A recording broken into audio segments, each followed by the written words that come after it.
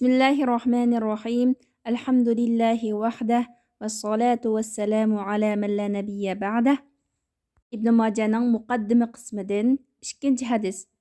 Haddesena Muhammed ibn Sabbah qala akhbarana Jarir anil A'mash an Abi Salih an Abi Hurairah qala qala Rasulullah sallallahu aleyhi ve sellem kuni ma taraktukum fa innama halaka men kana qablakum بسؤالهم واختلافهم على أنبيائهم فإذا أمرتكم بشيء فخذوه منه ما استطعتم وإذا نهيتكم عن شيء فانتهوا. Bizga Muhammad ibn Sabbah hadis so'zlab berdi. Ya'ni Ibn Majah deydi. Bizga Jarir hadis so'zlab berdi.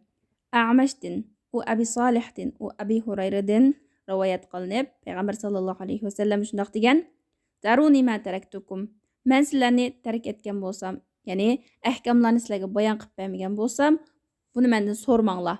Ya'ni sizlarning ya dunyoliqinglarga yoki oxiratlikinglarga hech qanday foyda manfaat bo'lmagan bu ishlarni mendan so'ramanglar. Men deb bermaganmanmi? So'ramanglar. Chunki sizlardan ilgirki ummatlar, ilgirki o'tgan kishilar payg'ambarlardan to'xtamay savol so'raganligi uchun, payg'ambarlarga qarshi chiqqanligi uchun halok bo'lgan. Agar men sizlarni biror ish buyursam, uningdan qodir bo'la olgancha toqatinglar yetgancha qilinglar. Agar men sizlarni biror narsani to'sgan bo'lsam, cheklagan bo'lsam, sizlar uningdan yeninglar. Islom dini musulmonlarni hargizmi toqati yetmaydigan ishlarga taklif qilmaydi. Islom dini taklif qilgan ishlarning hammasi insonning toqati yetadigan ishlar, toqati yetmaydigan ahvol ostida ruxsatlar bor. Shuning uchun payg'ambar sallallohu alayhi vasallam bizni buyurgan ishlarni toqatimiz yetishicha qilishimiz kerak.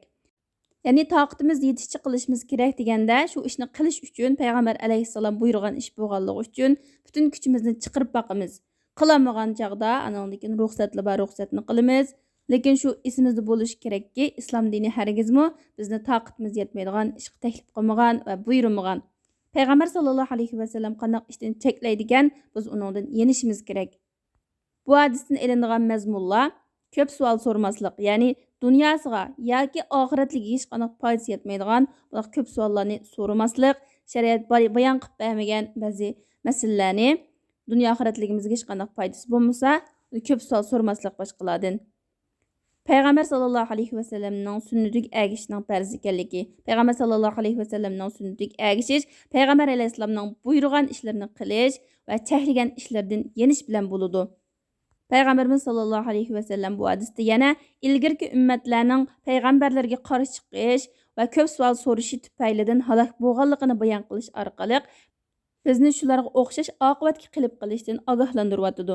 Subhanak Allohumma bihamdik ashhadu an la ilaha illa anta astag'firuka va atubu ilayk.